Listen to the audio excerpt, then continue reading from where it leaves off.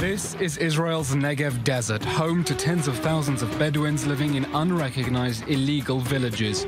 Israel wants to move the Bedouins to nearby towns. They refuse.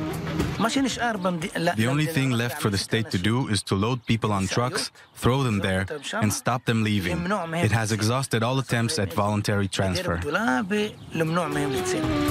It's an ownership dispute over hundreds of thousands of square kilometers of desert land. So long as the state, in quotation marks, can't prove where it was 70 years ago, it can't ask me where I was 120 years ago. The Bedouins' land claims were never registered during Ottoman or British times. As a semi-nomadic people, they couldn't prove permanent settlement. So when Israel was born, the Bedouins had no proof of ownership and couldn't get permits. The fact that we are on the land, that's the strongest proof. The state always demands from us documents that don't actually exist. The result? Penury. Tin shacks, no running water, no electricity.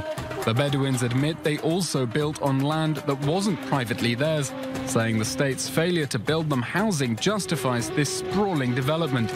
Israel says relocation will make it easier to give the Bedouins normal services, but they don't trust the government. They don't see the Bedouins as people whose problems they should solve. They see the Bedouins as a problem in themselves.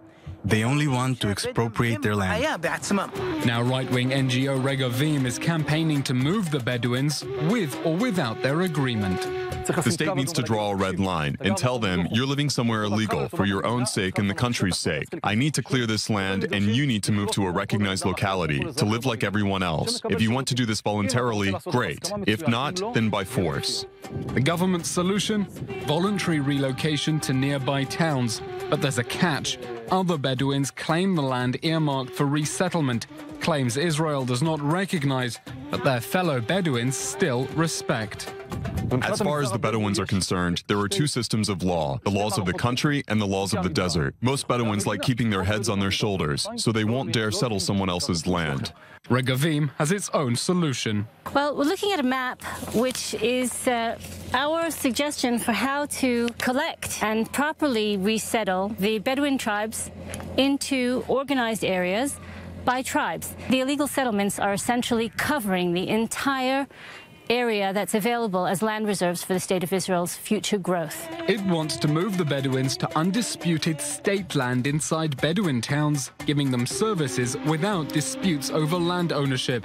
But the Bedouins say moving to the towns is out of the question because even the recognized settlements are a socio-economic disaster. The conditions they're offering us are worse than the bad situation today. This village has no water, no electricity, nothing.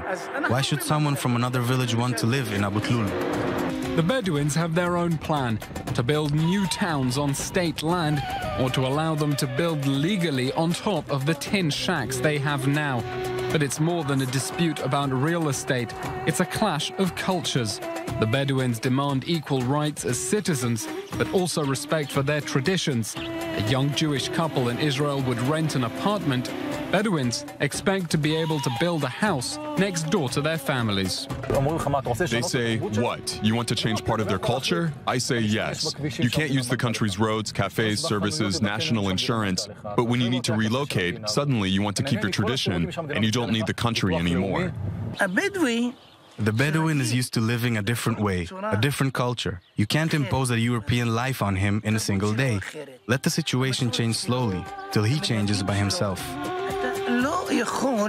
The situation is causing dangerous friction between the Israeli government and the rapidly expanding Bedouin community.